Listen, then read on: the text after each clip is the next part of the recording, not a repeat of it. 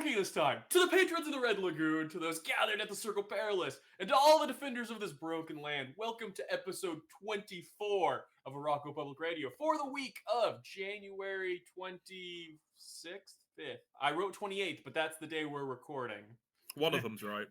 We are the Casual X-Men Chat Show, where we chat everything happening in Marvel's Mutants every single week. I'm Ron. Below me is The Last of Us on HBO, to my Last of Us on PS3, my one and only Omega Mutant. And over there, we've got Owain, the Broken Record, and our broken mod for the Broken Land that is our Discord server. Welcome back, sir. I'm only here for Amazing Spider-Man. No. This week, we are talking about Sins of Sinister number 1, X-Terminators number 5, going in my dark web for Amazing Spider-Man 15, 18, whatever issue number it is. 18, I think.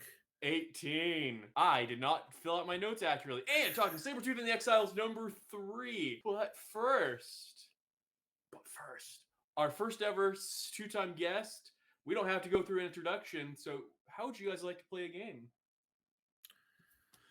Let's play a game that I can use that.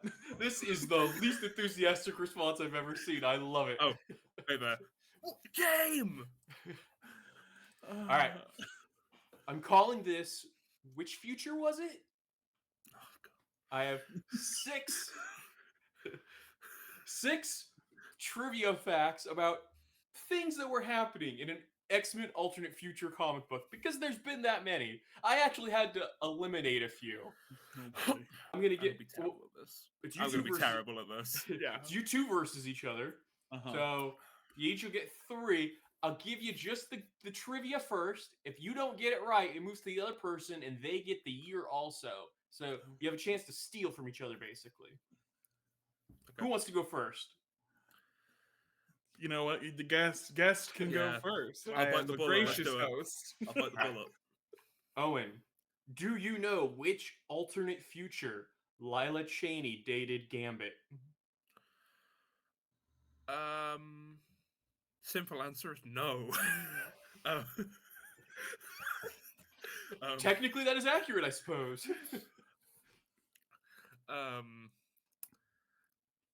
I'm gonna be tactical and purely for fun. I definitely know the answer. I'm gonna pass it to Keegan. Okay. Keegan. Yeah. This story takes place, or the story came out in 1995. Age of Apocalypse. There you go. Keegan with 1 point on the board. And I'm ruined because my strategy was to say that every time. Would have eventually been right no matter what. Keegan. Graydon Creed led the strike team that nearly wiped out all mutants. Age of Apocalypse. Incorrect. Owen, the year this story came out, 2011. Ooh, that's a lot later than the answer I was going to say.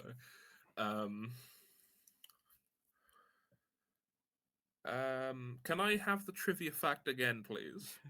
Graydon Creed, who will come up later, led the strike team that nearly wiped out all mutants. I don't think this answer's right, but I'm gonna say, is it Avengers versus X-Men? Oh, funny answer, and I think that was 2011, maybe 2012. It was Age of X. I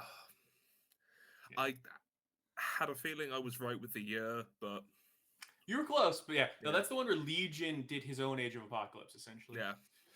All right. So, sticking with you, Owen, Nightcrawler is a famous movie star in this alternate future.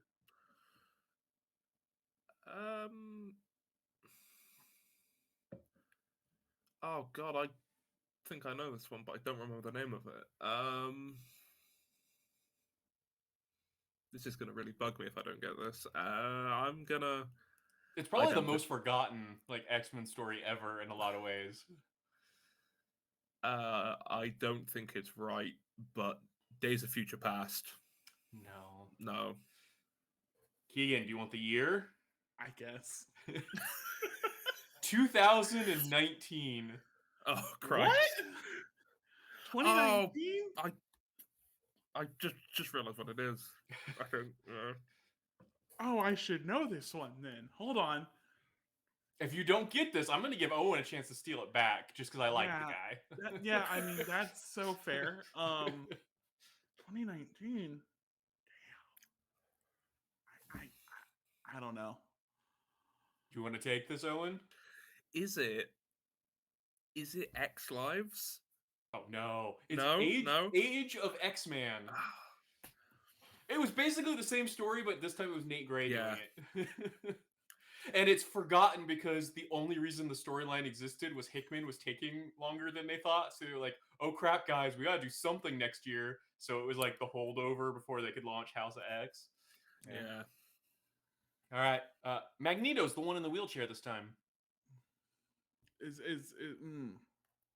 Oh, wait. Hold on. I know this one.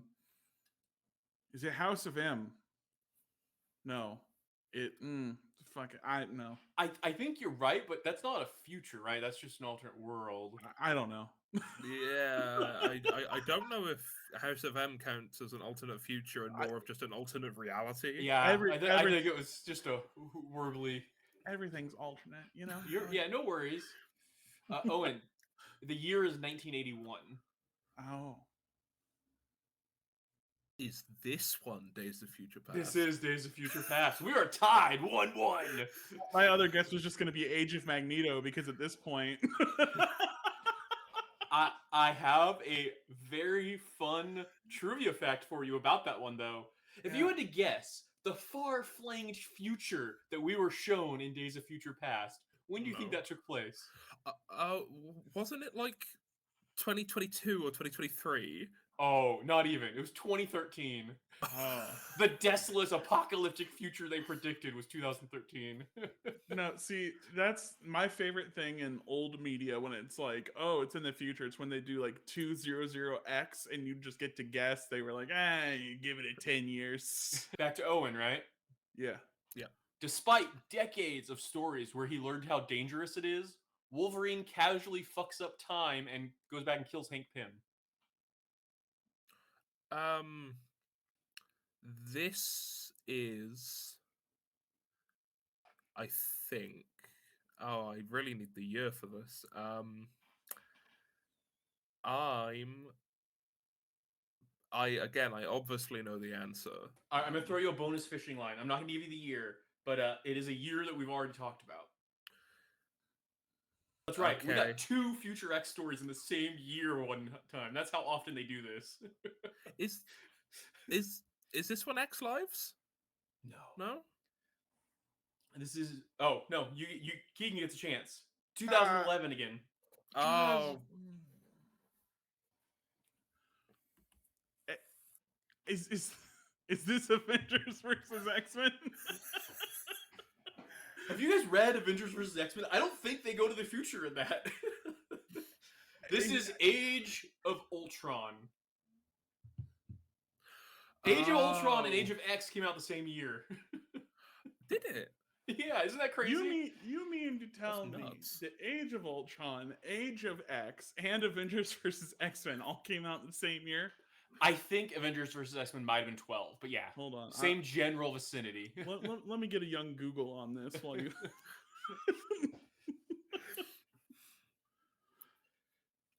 This is already turning into our best record ever. Absolutely. It is 2012. It is 2012. Okay. No worries. Now, Keegan, I was hoping you were going to go first because, as always, I have a real softball for the last one. Hope gets really excited to fire a cannon straight at Krakoa. Oh, it's this one. Yeah, Sinister. No. I'm going to make an executive decision, though. We're calling that a tie. It's a tie. Technically, Keegan won, but... I only won because I was going to scattershot Age of Apocalypse anyways. So, guys, how are you doing? I'm pretty good. I'm good.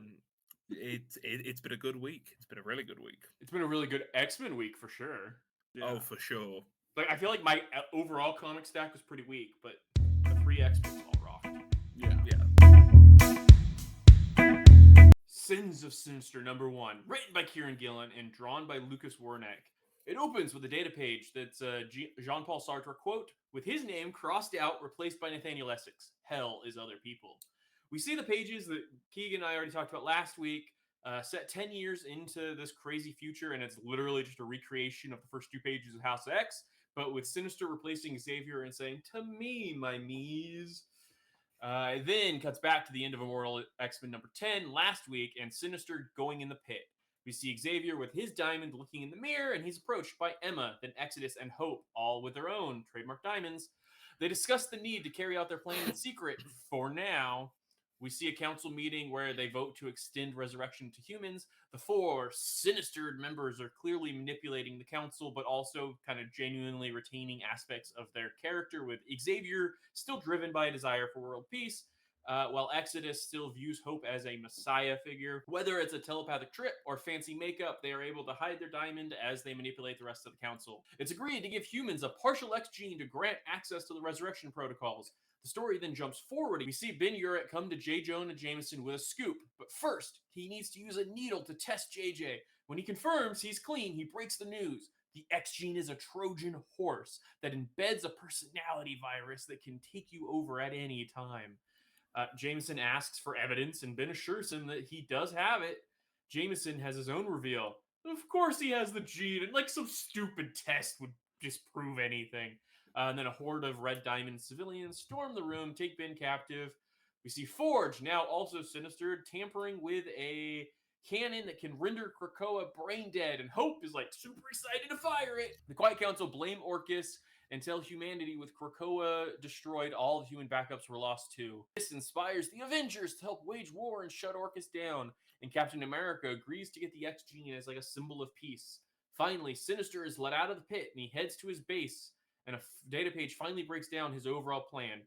Driven by his long-standing fear that humanity will eventually be consumed by Dominion AI hive minds, which we did see play out in some of the past Moira lives, he plans to use resurrection to spread himself across the world as a first step to making humanity into its own Dominion first, and using the Moira save points to help him like make sure he gets it right, basically. He can go back and he can get all the info he needs and go back and play the perfect version of a reality. Surprisingly, it didn't work when he first tried it. Eventually, he figured out that Hope was like fixing the DNA without even realizing it, that she had the magic moves. So she had to be the first to die because before all the rest of the dominoes could fall. Speaking of Hope, she fires Juggernaut through Thanos' head in the first of like a quick series of how easily they handled these world-ending threats with the Sinister New World Order kind of thing going on.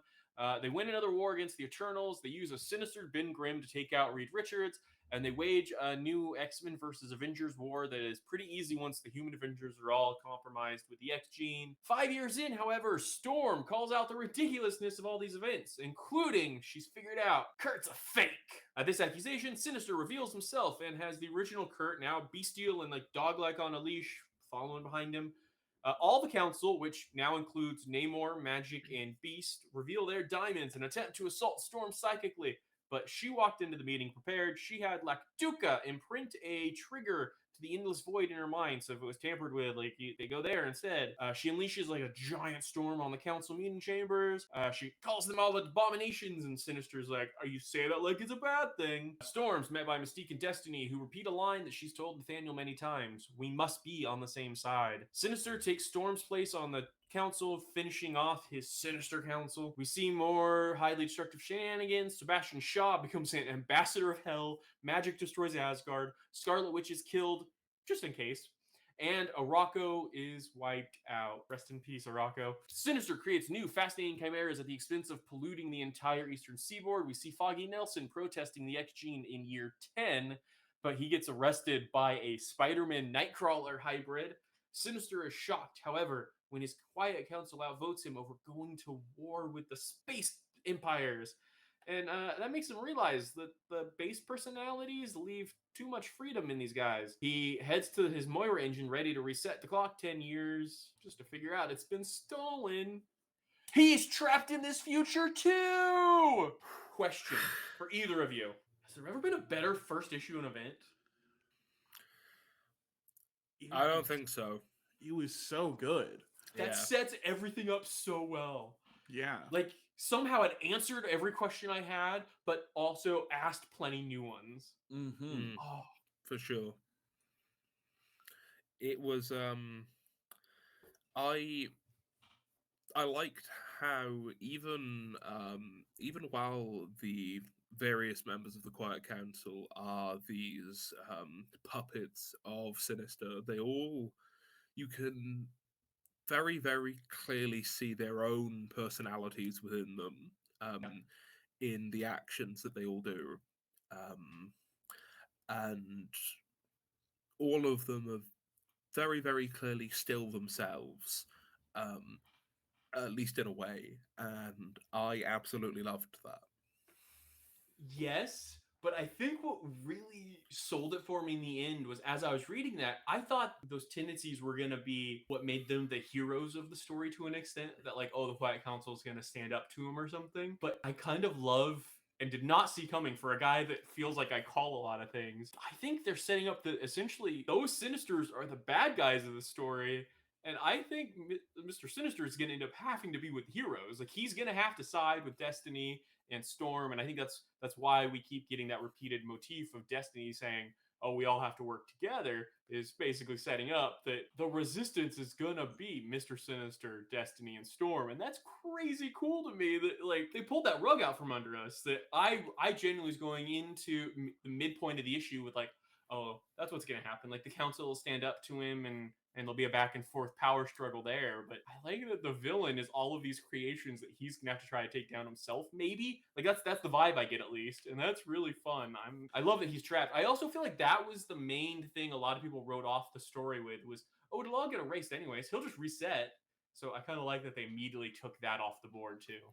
Mm-hmm. Yeah, I mean, it accomplished a lot in the first issue. I didn't expect it to accomplish this many things this fast. It was really interesting to see that, and completely tossed my ideas all over the place. I am officially in I don't know what's happening land. I love how lost we all are. Yeah. I also feel though, like, we do have to take a little credit for ourselves. There are a few things we did call, Keegan. Like, we've been talking about the DNA Trojan horse forever. We've been talking about that hope is somehow the key. Like, I like that she didn't realize she was doing anything. That she was, like, subconsciously fixing stuff is really cool. But we called that. We called the Storm stuff. I was even corrected at one point on the Storm stuff, and then got to be uncorrected. But man, yeah, I mean, I was pretty convinced that the entirety of this was going to be like, oh, it's a 4-way Sinister war. Each suit is going to be battling each other, kind of thing.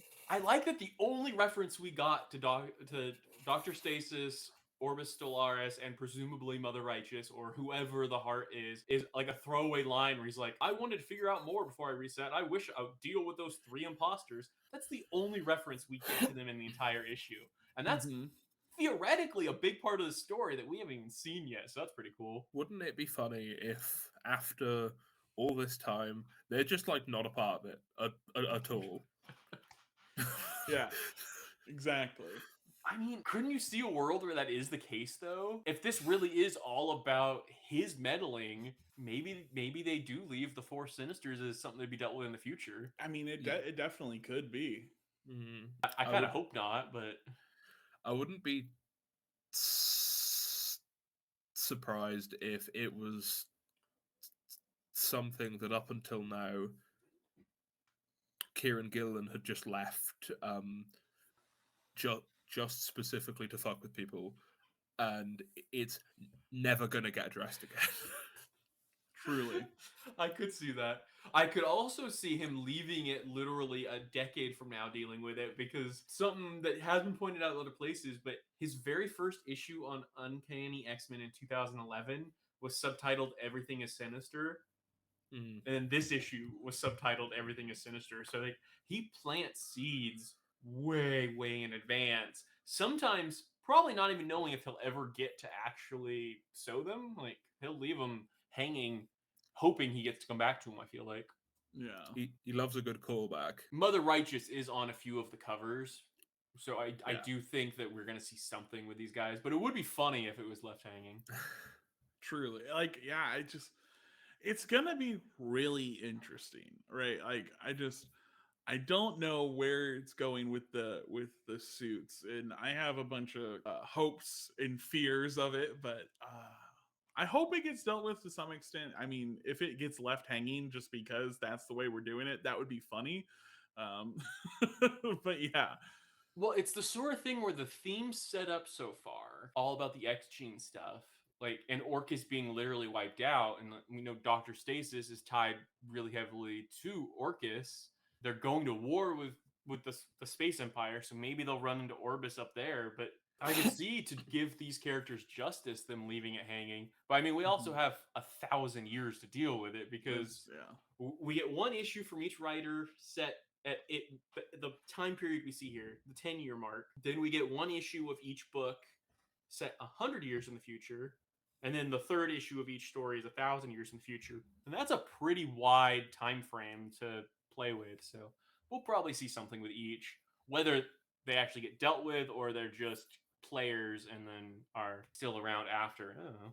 Who knows? I think the thing that that obviously surprised me is that they had to Sinisterize Beast in order to make him evil, as if he's not that already. right. I'm gonna posit this. Sinister Beast is actually the less evil version.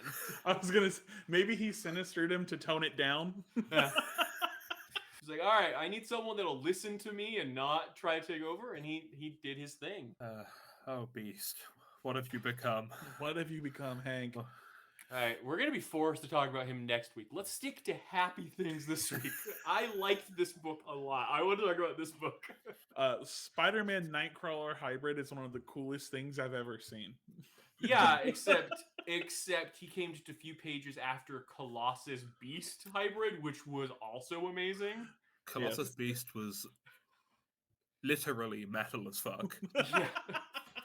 I need an action figure. I like that it was so casual about, oh yeah, we've got all these Chimera like production facilities. It's destroying the entire eastern seaboard, but what do you do?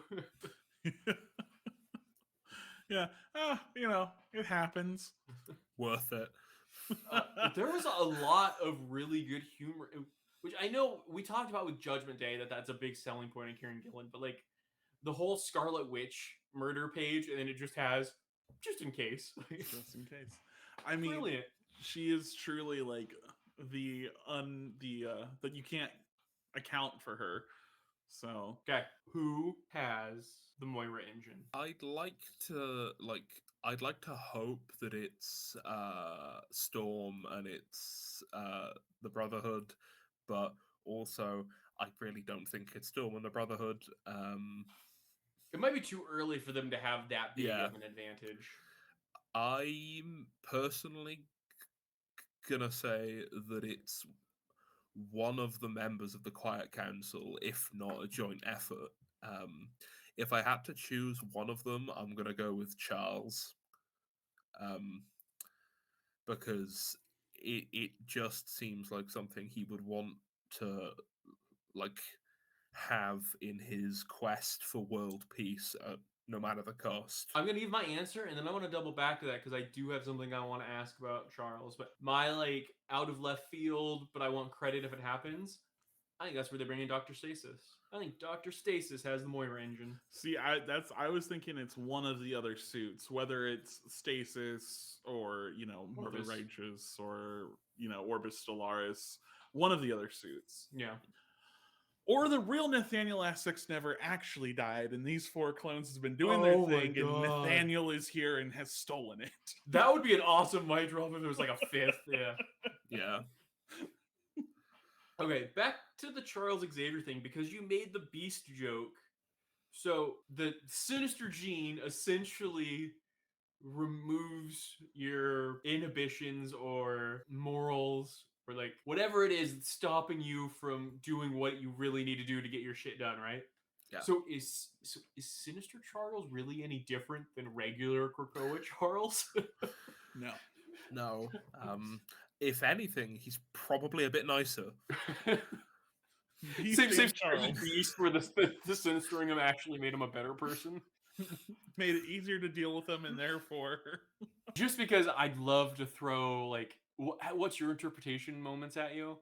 So when Cyclops convinces Cap to get the X gene, and we see them walking, and it's the weird like focus on their juicy butts. Like I don't know why it's like framed the way it is, but is Cyclops being manipulated by the Council, or do you think he is also already sinistered and he's manipulating Cap? oh, I think he's got to be sinistered already with how many times that dude dies. That's fair. Yeah. That dude dies like it's a Tuesday. Like, That's fair. I'd like to think that it's the Council manipulating them both. Because that's quite a Cyclops thing to do anyway. Yeah. But as mentioned, Cyclops does die like every other day. like a lot. Yeah. It's a problem. He dies a lot. Yeah, this is very fair. That's got me thinking, like, how quickly they must have sinister. So I really hope Immortal X-Men kind of goes back to that year one stuff, because we only have so many pages of this event we're dealing with. They make the point about how between Hope, Emma, and Xavier, like, they can keep things under wraps because they've got the major psychics, but like they'd have to have sinistered like Jean pretty quickly, right? Or somehow removed her from the board, or Jean's gonna realize shit's fucked up. Or I'm very like I loved how quickly the issue moved, but man, it leaves a lot of open-ended questions. I do get a feeling that this is going to be one of those events where not everything gets answered. Yeah, in a good way, probably. Oh yeah, and that's also probably Kieron Gillen setting more seeds up for a potential future event 25 years down the line. Old man Gillen gets to write it. So, have we seen any power scalers reacting to magic being able to destroy all of Asgard? I mean, if we have, I haven't, because I do not reach that side of the internet very often. I hear you, but this just reminded me. Either. This just reminded me I need to now rile them by doing a video on how magic can solo the entire Asgardian cast, including Thor, because it'd be fun to watch their reactions. It is a factual statement, is the thing. I can only imagine you're going to get some absolutely lovely, kind comments that that really sort of support you and nurture your thought. I really liked Storm going in with a plan. Mhm. Again, like always, why did it take her 5 years to stick up for anyone? But still pretty cool to see. Great use of Lactuca. I love how Lactuca's just become this like tool in her tool belt. That's pretty fun. Mm-hmm. I do have a question I'd like to pose, which is, with the exception of Hope, because we know it was mentioned that she had to be the first one. After that, who do you think was the first one to get sinisterized? Well, it was the 4 who died that day, right? So it was Emma, Exodus, Hope, and Xavier all died simultaneously. Yeah. So it was everybody who was kind of resurrected in that group all had to use Sync instead of Hope, right? So yeah. I think everybody was sinisterized. He was manipulating the DNA for every single resurrection that happened. Just Hope was fixing it. So those 4, and I don't know if on page we saw the order they hatched, but because that was like the last couple scenes of 10, Immortal X-Men 10, where them hatching and being like, all right, let's go get him, right? Or no, last page is a 9, because it was 9 where he waylaid the council, and then 10 was them going and getting revenge on him for what he did. So I think they were all simultaneously sinistered, is what was implied, right? maybe. That That's makes how I sense. read it, at least. But I mean, like, obviously it had to be like Hope first. Yeah. And I think if or at least she had to be dead because yeah, that's true. But I mean, like, if we're going by that logic though of Hope being like the absolute first, then I feel like of the four, the last one then is easily Exodus because he's gonna go with it anyways. Right. So next would probably be Charles in my mind. Well, we saw that in issue 9, his priority order for kills, and I feel like he had Emma and Xavier second and third usually, right? And he was updating it each time he fucked up and he went back. He was updating his priority list, but because he had Destiny high, and then he realized like, okay, I just can't kill Destiny at all. And man, this is gonna be such a good binge when it's all done and we go back to try to make sense of it all. Figure it all out. I love the callbacks. I loved the repetition of like we need to be on the same side, and I still say to me that is setting up a final alliance of Storm, Destiny, and Sinister. And it makes me wonder, everyone's assuming the end of this event is Sinister punished and removed from the council and probably repitted or whatever. Yeah.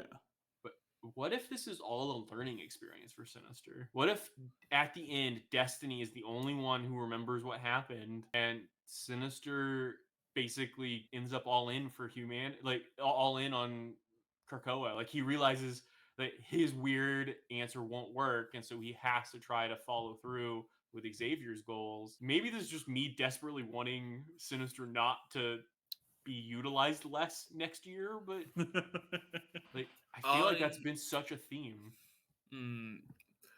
I would assume that either way, something that spins out of this will probably have at least a small part to play in Fall of X.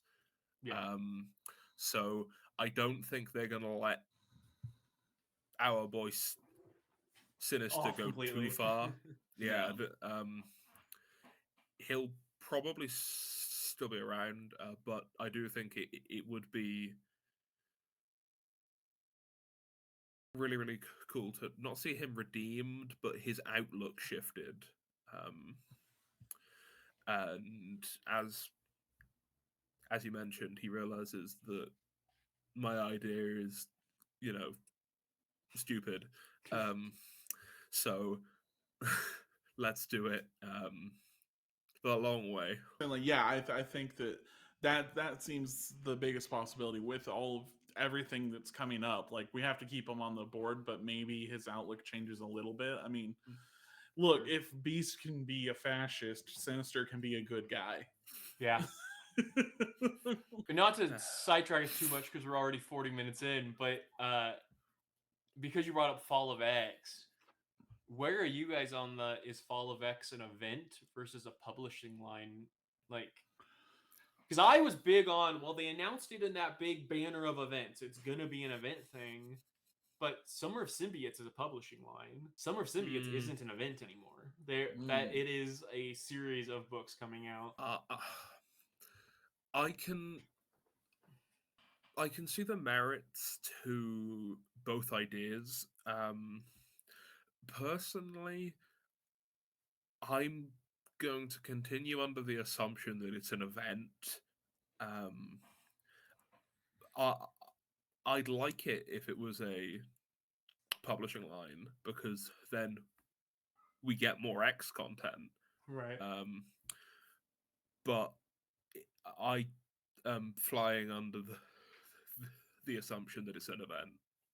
Yeah. That makes sense. I think so too. I think also like because Destiny of X started as a publishing line like a year ago ish.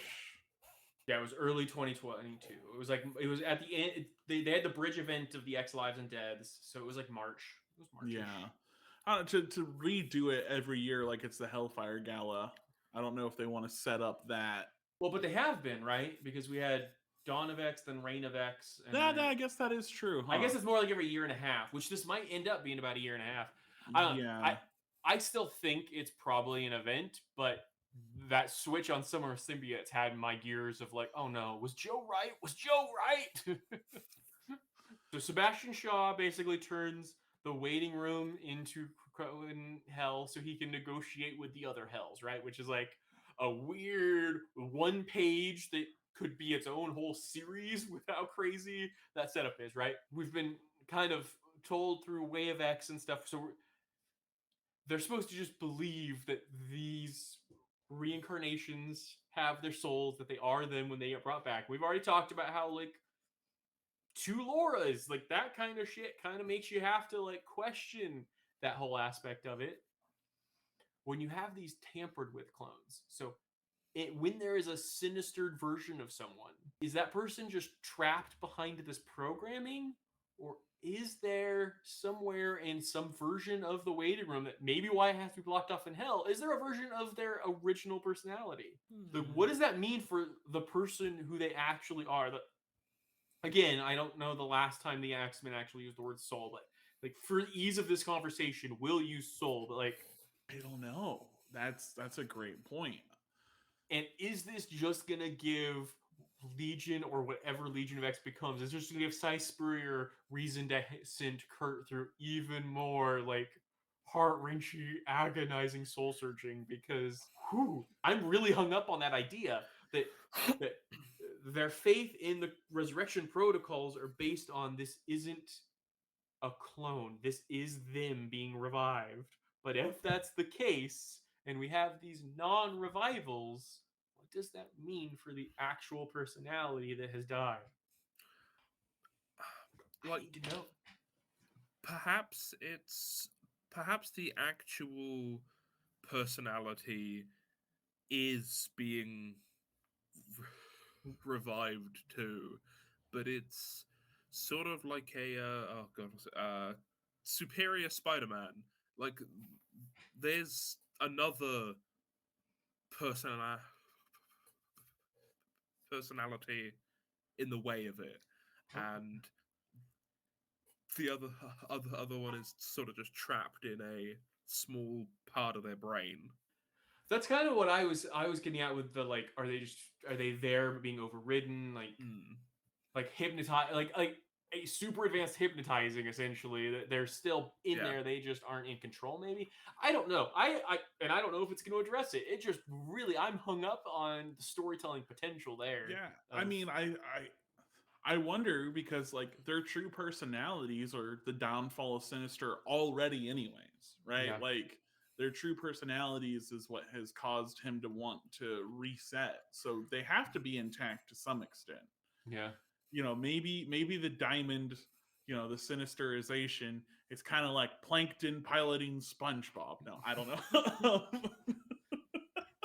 That is your final prediction. The Sinister is Plankton from SpongeBob in there. There's a little Mr. Sinister inside each brain, and he's literally no.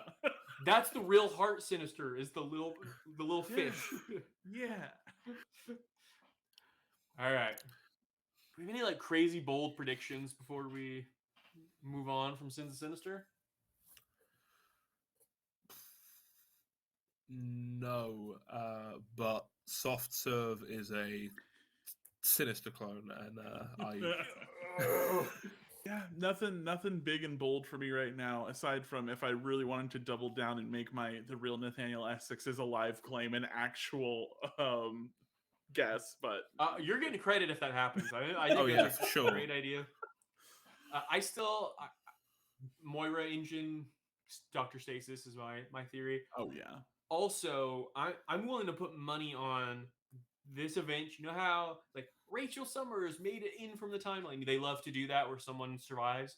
They're bringing Rasputin to mainstream 616 from this. Like, everybody loves the character. We haven't seen her since Powers of X. It's weird that they decided to bring the same 100%.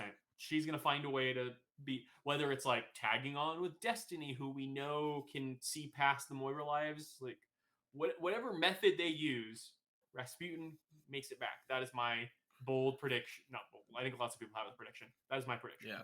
I think it's a good call. Yeah. I'll agree with that. Exterminators, Sabretooth. What you want to talk about first? Well, I will absolutely never turn down a chance to talk about Exterminators. Yeah, I mean, let's jump into it. Back to a world where Arakko exists, and thus we can be Arakko Public Radio again. Exterminators number 5, written by Leah Williams and drawn by Carlos Gomez. It opens with Dracula offering Dazzler the boon, last issue of Dibs. Betsy Braddock and Rachel Summers give the Otherworld refugees a trip home, leaving all the loose ties of the series wrapped up, except for the ass kicking. We see the team prepare, including the Praxis booty shorts from the opening scene of the first issue, and Jubilee recruiting a mystery ally. They show up and start wrecking his dive bar / roller rink. Dazzler reveals she bought it from the city, so she could do whatever she wants to it. Meanwhile, Laura is straight up wrecking the Collector while Dazzler kicks his ass. Collector takes on this cool demon form, but Jubilee unleashes atom bomb level energy and destroys the entire ship. Luckily, that mystery recruit was magic, and they bribed her to help by offering her like a otherworld beastie as a pet. Very cute. The girls all celebrate in the now wrecked bar with some beers. Laura announces it's beer o'clock, sluts, before immediately regretting it. And in the end, we are promised the Exterminators will return. Which I'm really afraid was just about that one scene we saw of them in the X-Men issue. So give us Exterminators 2. Give it to us now. Give us an Exterminators Right now. ongoing. Oh, for sure. Okay. Or an Exterminators and X Factor ongoing, and it'll be the first time I actually love a crossover when it's written by the same person. Okay. I would see those two casts combined, but give us 2 ongoings and then have them cross over 6 months in, so we get plenty of content. Exactly. Like more Leah Williams. That's so as always, this series was fantastic. You see a lot of really pointless kind of dude bro backlash by people who clearly haven't even read it, but tons of fun. It tells a really neat story. It doesn't get up its own ass with its messaging. Legitimately funny. I don't know. Yeah. I don't know what else to say. It was a story that didn't take itself seriously from the start, and it knew it was ridiculous. And it absolutely rolled with it for all 5 issues. It genuinely made me feel like I was reading a comic book again for the first time. I had the biggest, goofiest ass grin like plastered on my face every issue. It has an energy that no other comic book has, for sure, where you just you feel like you're having a fun ass time in a book that couldn't be translated to any other medium. Right. Yeah. It has to be through comics, and God, it's just so good. I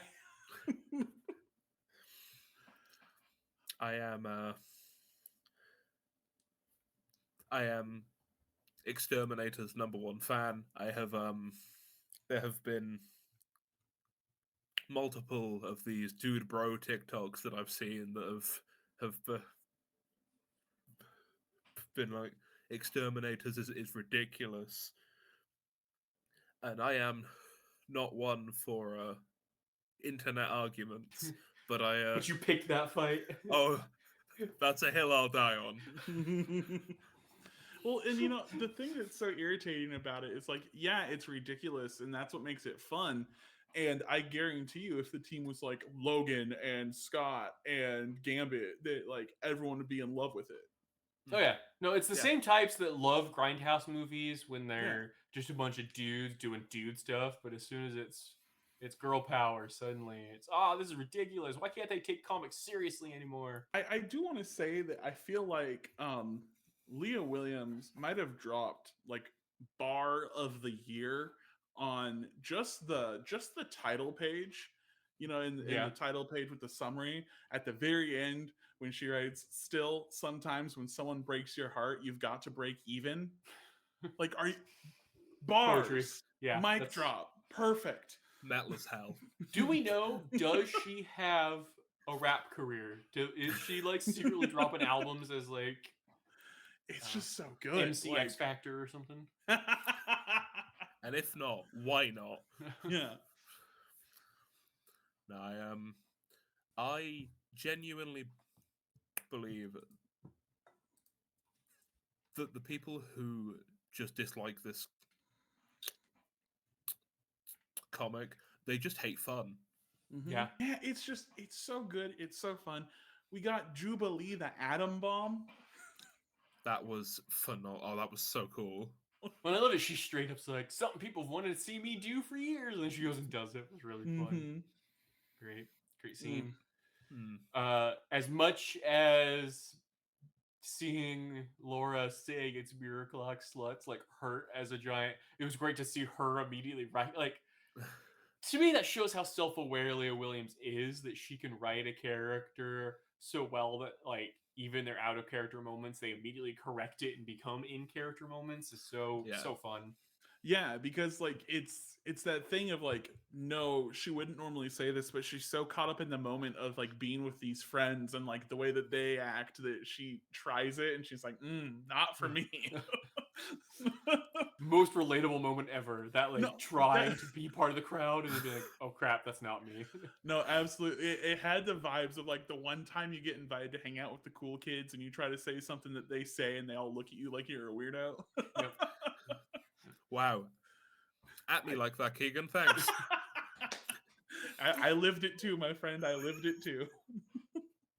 I never got invited to hang out with the cool kids, so I don't know what y'all are talking about. I would say if I had any complaint, it would be that for how much buildup there was to Laura finally getting to go one-on-one with the Collector, and that was probably the longest standing thread because that goes back to All New Wolverine and stuff. She didn't really get to pay that off much. Like, she kind of got to kick his butt for a few, and then it got handed off to Jubilee. And as the Laura fanboy, like that did kind of suck. But I can understand that. Yeah. I thought you were gonna say that if you had one complaint, it's that it's only 5 issues, but that's a valid one too. Well, we already talked about how we need the sequel announced ASAP. So I know. It's not long enough, Leah. Do it. there is an extent to which I'm glad they just called it a 5-issue mini, though, because then you get a conclusion. Because how often these days do we get an ongoing series that just gets canceled at issue 7 and doesn't feel like it actually gets to land the plane? So If only that could happen with X-Force. its time has to be soon. It's the last survivor of the original Dawn of X wave. All right. Any last parting words on the last issue ever of X-Terminators for all time, never to be seen again? Announce the sequel, Leah. Please. Leah, if you see this, you probably won't. You're magic. Thank you. Leah, if you see this, you probably scrolled away immediately, assuming we're dude bros. We are not dude bros. Come on the podcast, please. Yes. You know that mystery guest? You know that mystery guest I was talking about? Rod. Not Leah. Do Might be in not that play with me. Might be in that wheelhouse, though. Sabretooth and the Exiles, #3, written by Victor LaValle, drawn by Leonard Kirk. It opens with Third Eye explaining that this version, or Sabretooth and the Exiles #3, written by Victor LaValle, drawn by Leonard Kirk. It opens with Third Eye explaining the version of the astral plane they're in. It's less Legion and more classic Doctor Strange. The team is trying to figure out a plan to save Orphan Maker, aware that the astral plane is buying them time, but as soon as he returns to his body, Nanny is hilariously skeptical about the astral plane, considering she's literally standing in it. Shockingly, they find an Orcus station physically in the astral plane coming out of a body, where they're conducting astral mining. I love this shit. Even Third Eye is shocked and confused by the physical presence in the plane, though he recognizes it's a moot point because it's been abandoned. As they land on it, they are approached by the Creation, Dr. Barrington's soldier, who was inadvertently brought in with them. Third Eye refuses to send her back because she'd just go tamper with the bodies. Back in Station 2 in the physical realm, Dr. Barrington pulls herself from the wreckage. Orphan Maker starts freaking out, but Melter calms him down by pretending to be Johnny Storm. Toad, Sabretooth, and Oya explore the station and get into a fight before discovering a giant tentacled monster with a body floating in the center of it at the heart of the station. Oya wants to try to communicate with the body, but Creed and Toad are like, I don't know, and run. The prisoners in the station get their powers back and free their cellmates, who place themselves between Dr. Barrington and Orphan Maker's defenseless body. Barrington calls her creation back to the physical realm, and we get a data page written by her boss, GC, about the history of the Indian Health Services in hiring doctors with really alarming records of prior malpractice. And you know what's super messed up? All of that is true. Like, that was taken straight out of a Washington Post article, and all they did was like do initials instead of the actual doctors' names. That was a true fucking story. Horrifying.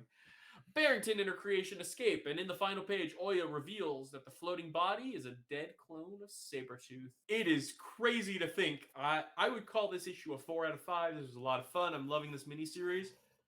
And it was the weakest of the 3 issues this week. This was such a good week for comics. Yeah, I mean, amazing. Phenomenal week from the X office, truly. Banger after banger, truly. You know, I am amazed by it. All right, are you ready for that pointless trivia that I probably shouldn't know? Yes. I would say GC is 100% confirmed as Graydon Creed at this point, because he like signs it, or in the data page he refers to himself as GC 299. Guess where Graydon Creed first appeared? Issue 299. Uncanny X-Men 299. I think that is like the final wink and a nod it needs to go from like really fun theory to 100% guaranteed. Dang, that's crazy. That would make sense. Yeah. You know, what's up with the Astral Plane clone? All I know is how I'm calming people down from now on is just pretending to be Johnny Storm. That was such a cute scene. And such a good throwback to the first issue where Melter like straight up denies it, and then now he's to the point where he's legit just trying to be a homie. So cute. Yeah. No, this was such a good issue. It was so much fun. Did a lot, like a lot. But yeah, that reveal at the end with the clone, or at least we assume it's a clone. That's true. Wild. The Astral Plane, it might not be a clone. It might be like his soul or some weird.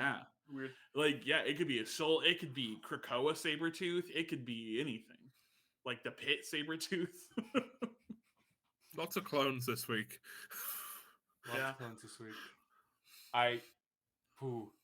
Okay, so you brought up the Melter scene. The other really good character moment that didn't really get covered in my summary that well is when Toad and Sabretooth are arguing.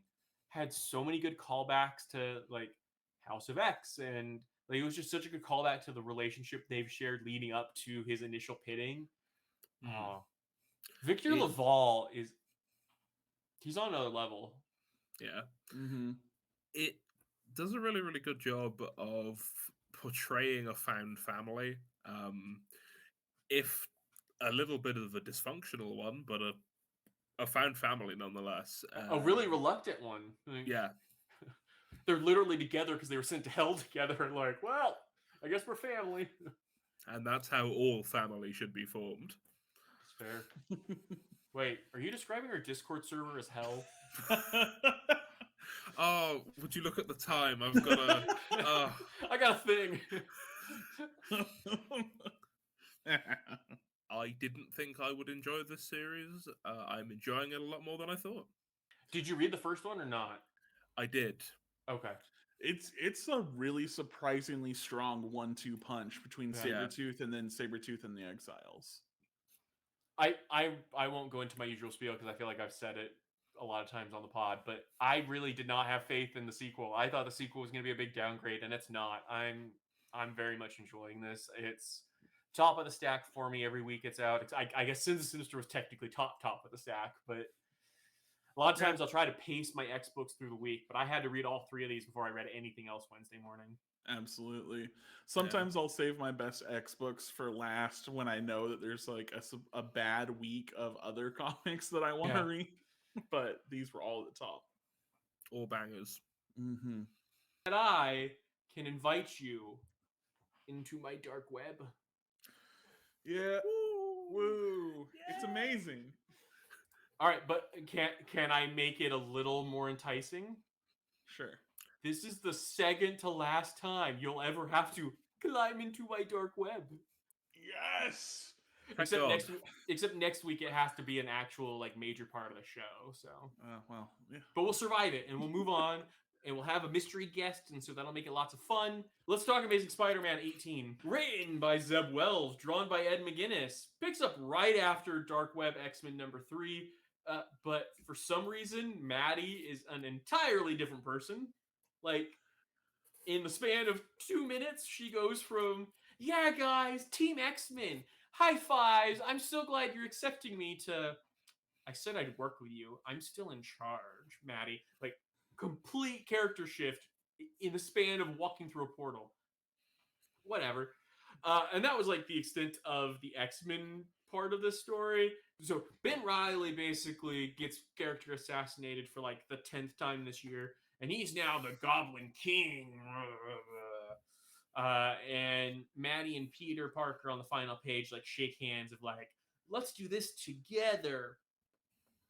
So I don't know. We had the finale next week where whatever the hell this crap is finally ends. Listen. I'm fine with this Goblin Queen Goblin mix-up nonsense and all of that. But you're going to sit here and you're going to besmirch David Bowie's good name with this shit, with this Goblin King? No, absolutely not. I won't. You're stand standing for here it. upset about David Bowie. Well, I'm upset at my boy Ben Reilly. When's he get a personality back? No. He's supposed to be Peter without the baggage, and now they've just given him the most baggage of any Peter Parker out there. He wants his memories back so bad, and Maddie's essentially like, I'm happy for you, or I'm sorry that happened. I'm not reading all of that. Bye. Well, also, his whole plan was, I'm gonna just wait out Peter and make him eat the stupid apple. And we get one issue of Peter being like, I'm not gonna eat the apple. And then this issue's like, it's too late to eat the apple. Why did this need to be a giant crossover? Nothing of consequence happened. None of this was a story that needed to be told. I have been perfectly clear that I am not liking Dark Web. I do not like Dark Web. I don't even like Madeline Pryor. And I am aware that now Joe of X is going to come to my house and he is going to break my knees. I commend you, though, because I personally have been too scared to say that I don't care for Maddie. Like, I just don't. I really just... I never liked Madeline Pryor as a character. Here's my beef. I was with you until Vita Ayala wrote an amazing redemption arc for her earlier this year. And I finally was like, you know what? I think I finally get Maddie. I finally like Maddie. And then Dark Web comes and it's like, let's just destroy that characterization. Oh, you like Maddie? For how long? Yeah. For the span of like 4 months. Oh, you like Maddie? Wrong. Any other thoughts on the web, my friends? So, I have a little bit of a confession to make. I hadn't been keeping up with Amazing Spider-Man for the obvious reason that it's bad. So, in order to prepare, I went and I read all of it. All 18 issues? All 18 issues. I read all of it. Poor bastard. And at about issue 8, it became more of a chore and a challenge to myself that I had to finish it. I could do this, you told yourself. Yeah, not good. Don't do it. No, Owen, as two of your elders, we want to let you know that is what made you. You are now a man. Surviving 18 issues in a binge of Amazing Spider-Man is the type of trial that makes you go from a boy to a man. I mean, I'm only reading the dark web issues because I have a podcast that necessitates it. I will tell you, Keegan, one benefit you get is the Ed McGuinness art is actually, like, the book is actually drawn well for this art. You have to understand, for the vast majority of this run, it's drawn by JR. So it is all of this terrible writing, and then everyone looks like they need to take a dump. Every face John Romita Jr. draws is the exact same face. Yeah. So you get that benefit at least. I do enjoy seeing all the bad John Romita Jr. art. It brings me a certain level of like entertainment, kind of like going and looking at Rob Liefeld art. Like, well, see, that's because you're not reading it. To me, Rob Liefeld is like objectively bad, whereas I think John Romita Jr. in a way keeps me humble because enough people like it that I have to acknowledge that, like, this is an opinion of mine. This is proof that the wide range of opinions means there are opinions out there that are 100% valid that make zero sense to me because I cannot fathom liking John Romita Jr. art. But I accept that it's acceptable, or not even acceptable. Any opinion is acceptable. I accept it as a mainstream opinion. There are enough people that like it that it's clearly partially my fault. But I cannot stand the faces. The faces make no sense. No. And you know, at the risk, I don't want to start this as an actual conversation because it's far too intellectual for this podcast. But it reminds me of the concept of like every movie is someone's favorite movie. Yeah. And that's terrifying. Yeah, I won't say the name of the movie. I'll let you guess, but my friend's brother had a really odd favorite movie. And if you're interested, I'll tell you afterwards. I'm very curious afterwards. Yeah, because I'm going to assume it's something pretty bad. So we'll have to talk later. Yeah. Are we leaving the web? Are we going to crawl out of the web? Let me off of the web. I had in big bold print news roundup, but I think with Sins of Sinister, there wasn't any like major news drops this week. We found out some stuff about Captain America Cold War, but that's not really related to us, except hopefully he calls for mommy again at some point. In news that should be X news and we should be talking about, where is my X-Men poll? Where's my X vote? Where's my X vote? Where's my X vote? Where's my X vote? The where's my elephant meme for some reason. Where is it? Where's my vote? At this point, I think all of they're waiting for Dark Web to be over. Rumors might have some weight. I keep an eye on the internet Thursday. I would not be shocked. But I don't want Maddie to be in the poll because I want them to have firm plans for Maddie before. I guess I shouldn't have transferred us out of the web yet. So it seems like the prevailing theories for Maddie are she ends up on Uncanny Avengers because that's where it looks like Havoc ends up because we have a Captain Krakoa on the Uncanny Avengers. And as we discussed last week, doesn't make sense for Cyclops to be there. Makes sense for Havoc to be there. And it would make sense for Maddie to be on whatever team he's on because of the conversation they had. I want her to move to Arakko. I want Al Ewing to be able to turn Maddie into a character that you two won't sit here and be like, I don't care for her. I want you to be like, you know what? Maddie's great. And Al Ewing's the man who can do that. I mean, yeah, Al Ewing absolutely could do that. I would love to be proven wrong. Yeah. No.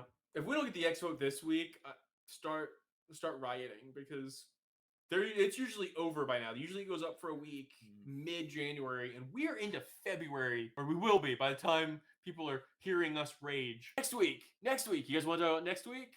Legion of X number 10, which still really throws me for a loop, but I'm really excited for, and is the only thing on this list I am excited for. We have X-Force 37. We have the Dark Web finale, which I guess I am excited for, but not because I want to read it, just because it'll want be it to over. And Venom 16, which is also a Dark Web tie-in. So But I they'll guess finally leave my boy alone. probably read that first, and then we have a decision to make, Keegan. Do we want to bother with Scarlet Witch 2, or do we want to leave it off the list and wait for it to become relevant before we care? It was a really pretty book. It had great but art. It did nothing for my X-Men brain. Okay. So I think we can leave it off. Let's leave it off. That'll do it for us. Owen, thank you for being here again, dude. I am honored. I would be here every week if I could. I love being here. You know that. Maybe in a month or so. We'll see. Of course. Anything you want to plug? You can find me on TikTok as TheBrokenRecord. I talk about literally anything. I have absolutely no boundaries, no morals. I will talk about your favorite character like they're nothing. I also have a Twitter. I get angry there. I didn't know this. I gotta start following. I gotta see Angry Owen. I don't think I've ever seen you at less than like a 7 on the happiness scale. You're usually a very happy guy in the best way. Yeah, it's been a lot of the D&D stuff. That's where all your OGL takes are. Yeah. Speaking of tabletop role-playing games, we have a Discord server. And we've been talking about on that Discord server us organizing maybe a game of the Marvel tabletop game, and a certain Broken Record was talking about DMing it for us. There may have been mentions of that.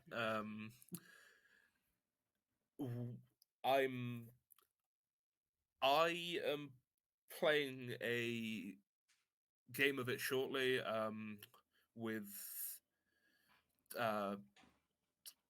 your real life friends. You're cheating on us with people that actually exist in your physical vicinity. My actual human friends. Yes. And your non-Comega mutant friends. It's fine. And I have obtained the PDF, and I thought, hey, who else do I know that like X-Men? And we'll go from there. I'm very excited for that possibility. Make sure you're in our Discord server, linked in the show notes, if you want to play, because I assume, like most tabletop games, you need at least like 4 or 5 people. So come join the community. We talk a lot about lots of fun stuff. Sometimes Keegan and I overshare about our personal lives. We just launched a Pet Pics channel where people are sharing some adorable animals. And make sure you like us, review us on all the places. Keegan, you have anything new or exciting to plug? No. Okay. I'm That Nerdy Papa Bear on all the socials. Keegan is Bulk Ranger. Until next time, to me, my me's.